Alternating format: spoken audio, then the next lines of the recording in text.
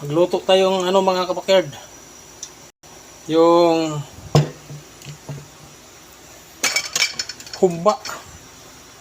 Humba ba? Mga kapatid oh. Ulam ng masa.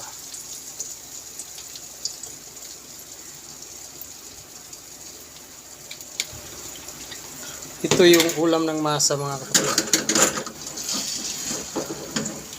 Kahit saan ka sulok ng mundo, sulok ng Pilipinas,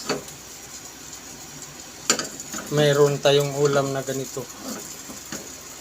Yan ang ulam ng masa mga kapatid. Ayan na mga kapatid, ang ulam ng masa. Ayan, nasira. Ayan, ulam ng buong mundo to.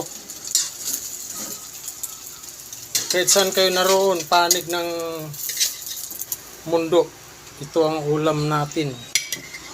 Ayan ang pambansang ulam. Ayan, pambansang ulam. Worldwide na ulam. Talagang yan ang laging lapitan ng ating mga kapatid. Ayan, luto na siya, takpan natin.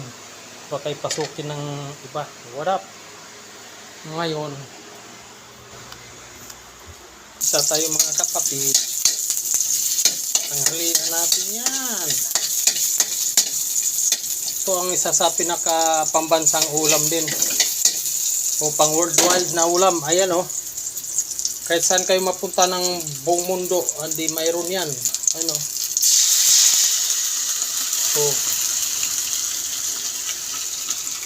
kahit saan kayo mapunta, mayroon yan.